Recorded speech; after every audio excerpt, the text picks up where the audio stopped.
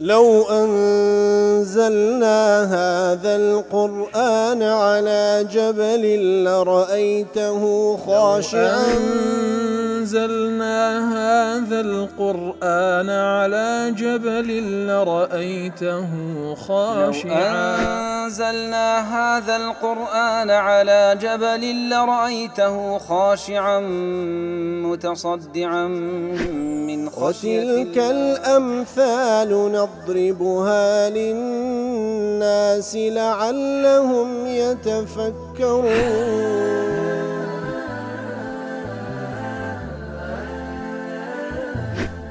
الحمد لله والصلاة والسلام على رسول الله وعلى آله وصحبه ومن والاه.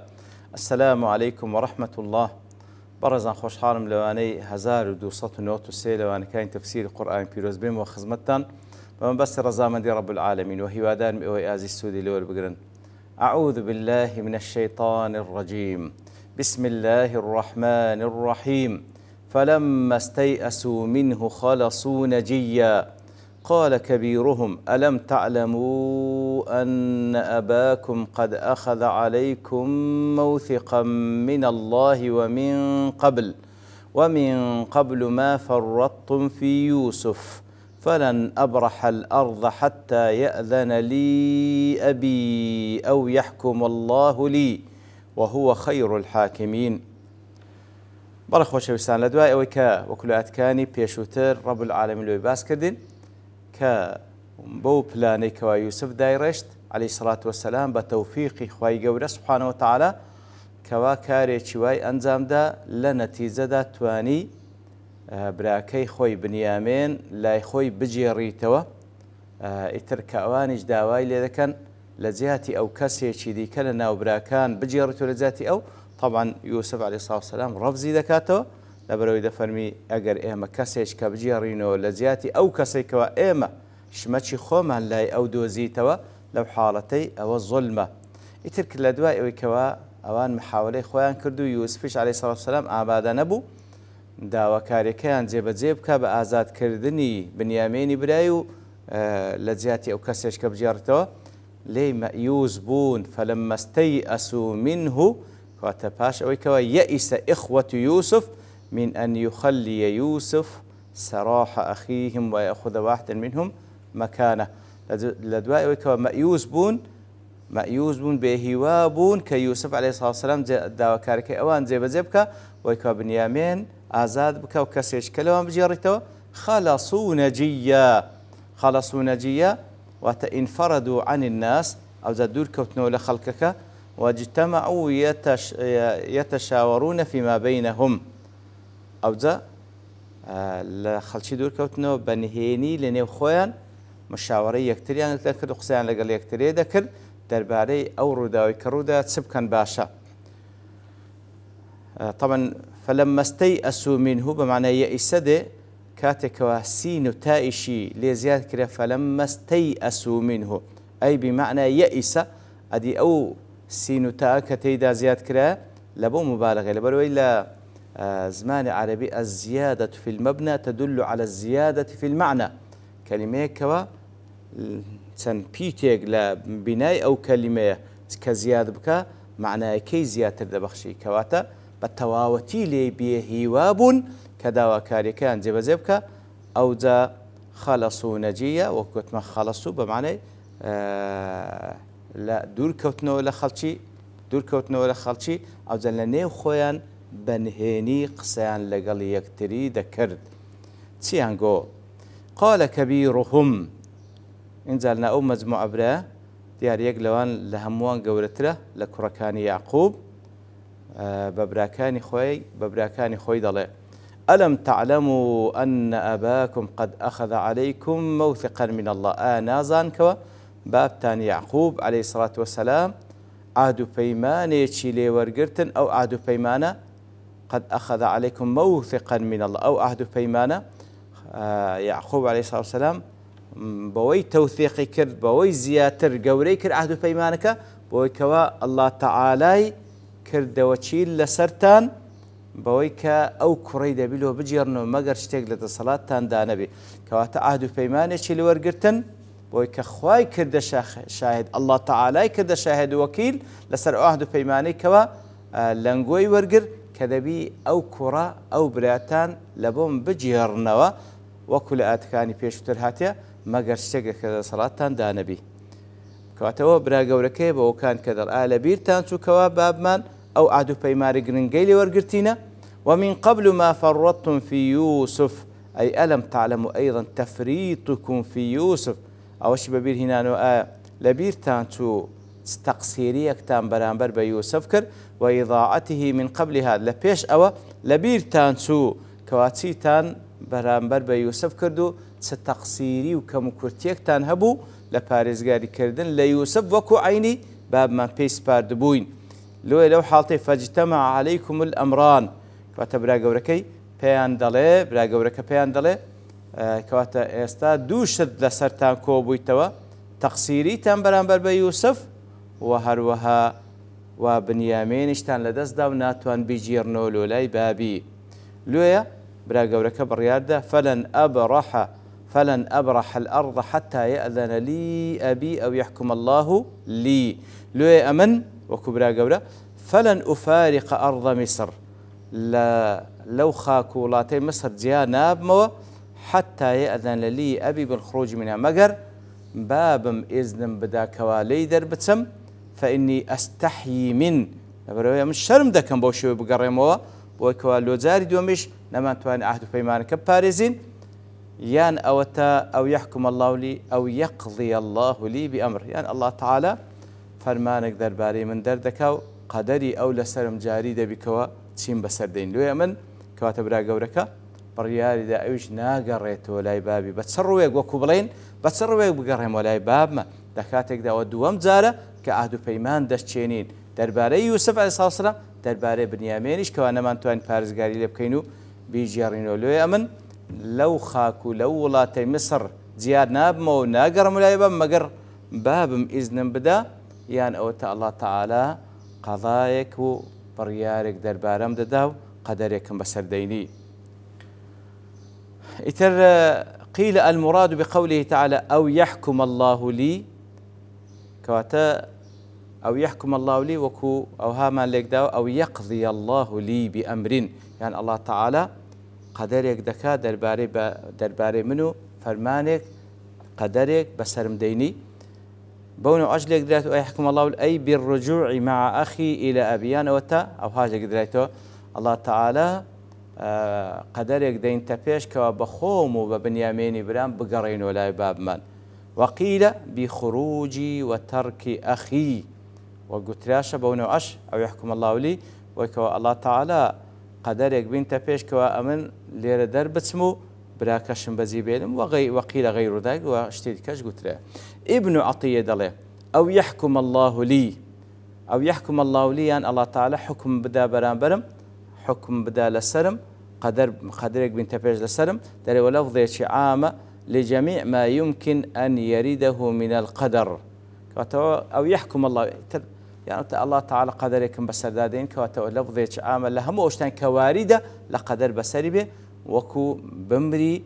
أو النصرة وبلوغ الأمل يعني وتا بسرم بيخي لو قرفت مشكلة كتيدامة بقى ما هي وآواتي خم لا تحفي عراقية ابن تيمية رحمة الله أو يحكم الله لي هو الحكم الكوني ويقابله الحكم الديني وكو معلومة كليرة ولا سندين آتي در خواهي جورا كباز لحكم خويدك فعلا الله تعالى باز لدو جور حكم دك القرآن بيروز كوا ددريت بال الله تعالى خواهي جورا حكم كوني هي وحكم ديني هي حكم كوني أو كوا بريت لقضاء قدر كان كوا جارية بسر همو بشرية بسر هم مخلوقات ببي أو كوا كسيك بتواني رد بكاتوا وحكم ديني كشبريت لو شريعتي كوا لسر زمان پیغمبران عليه الصلاة والسلام ناديتي يتر كسي إيمان دار حكم ديني كي قبوله كسي بباورش ردي دكاتوا يتر ابتلاكش داخل كنوكش ليرة أو كليرة دا مقصود أو يحكم الله لي حكم كوني كي خواهي قورة قدريكم بسر ديني تأمنش سارواني قدري خواهي قورة دكم إتر وهو خير الحاكمين هل درجة قصي أو براية كوتا وهو خير الحاكمين أي والله أفضل وأعدل من حكم بين الناس بالحق الله تعالى چاکترین زاتە عادلترین زاتە کەوا حکم لە نێوان بەندەکانی دەکا بە حەق. ئیتر برا گەورەکەشی بڕیاریدا ئەویش نەچیتەوە بە چ ڕوویەک بستەوە لای بابی لە کاتێکدا کەوا دووەم جارە عاد و پەیمان دەشێنن. لێ پێیان دەڵێ ارجعوا إلى أبيكم فقولوا يا أبانا إن ابنك سرق. كواتا هر أول درجة قصي برا جوركانا جورتين كوري يعقوب عليه الصلاة والسلام ببراكاني دله لو أمنا قريمو أنقو بقرينو لاي باب تاني يعقوب ارجعوا إلى أبيكم بقرينو لاي باب تاني يعقوب بي بلين أي باب خوش ويستمان إن ابنك سرق أو كري خود كالقل إيمد نار سرق واتا دزي كرت طبعا مقصدي أو بابرين مقياسة بو كوا آزوقي بيدا بيوري وكلا آد كان بيشتر خواهي قوري باسكر إيتر بيبرين كوركت كالقل إيمد نار بو بأمانت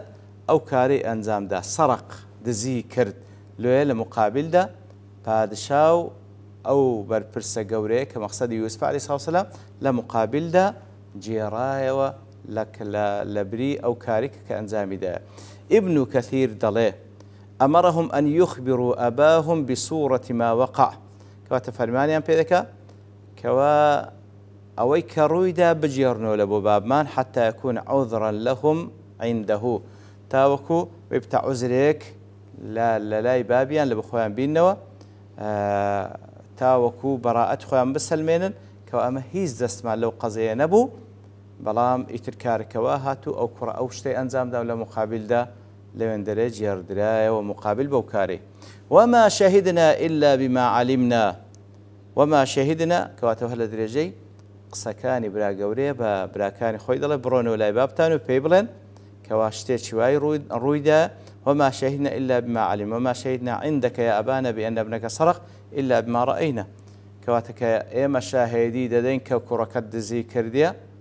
بەچاوی خۆمان ئەو کارەمان دیتیە و ئەو کارە پێشچاوی ئێمە ڕوویدا کەوا فعلا مقیاسەکە و سواعەکەیان لەناو باری بنیامین دەرهینا.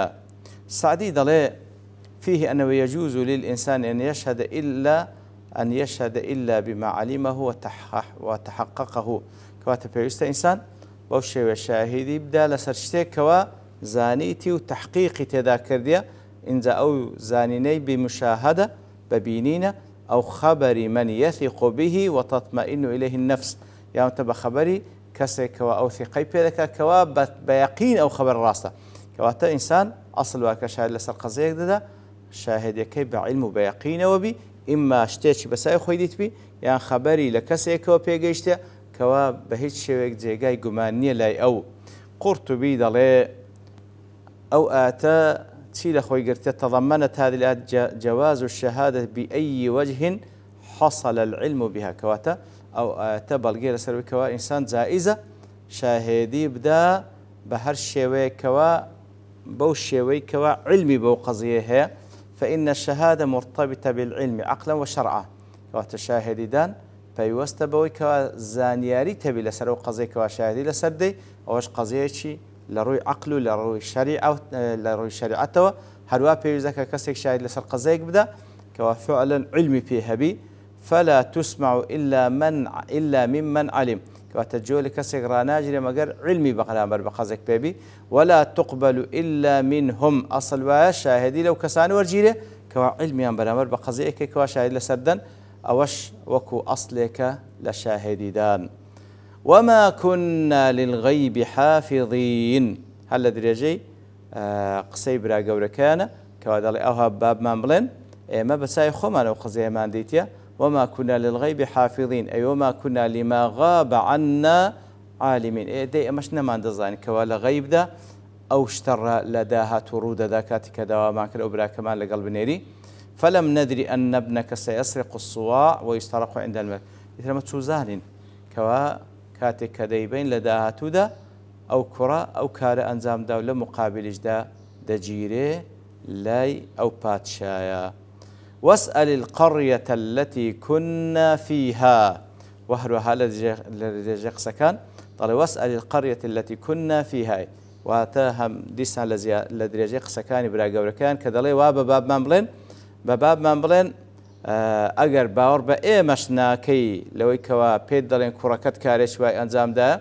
واسأل القرية التي كنا فيها كواتا فاسأل أهل مصر التي كنا فيها ليتبين لك صدقنا دەکرێ پرسیار لە ئەهلی مصر بکەی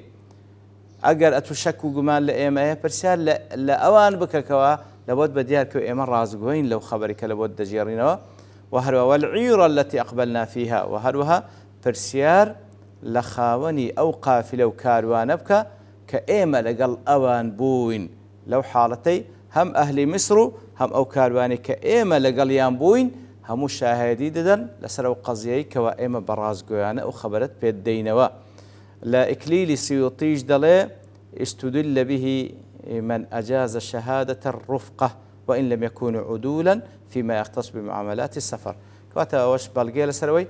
كدكري كسانك بيك ولا سفر دانا هنديك بكرين شاهد لسر أو كان ديك أجر عدوليش نبن أجر عدليش نبن والله أعلم وإنا لصادقون وهروها بيبلين بيجمان إما رازقوين لو خبروا لو هوالي كبيد دين ككركات شتشواي أنزام دا لمقابل جرايت يعني قرطبي دلي في هذه الآية من الفقه أو آت فقه تيجيشني أولي وردجيله أن على كل من كان على حق هل كسك ولا قضية لسر حق بي وعلم أنه قد يظن به أنه على خلاف ما هو عليه كواتا كسك لسر حق بلا قضية بلام وزانيش لوانية كوا جماني خلاف في بردري لو حالتي أن يرفع التهمة وكل ريبة عن نفسه كواتا لو حالتي كسك وخبرش حقي فيها وزانيش مقابل لوانية جماني خلاف بيبا فيستبلغو شاهد لبو خوي ببيني توا لبو أوي كوا راستيكي خوي بسلميني والله أعلم وصلى الله وسلم على نبينا محمد وعلى آله وصحبه أجمعين وآخر دعوانا الحمد لله رب العالمين لو أنزلنا هذا القرآن على جبل لرأيته خاشعا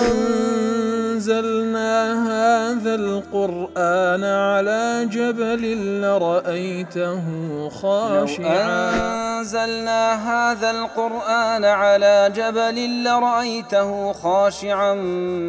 متصدعا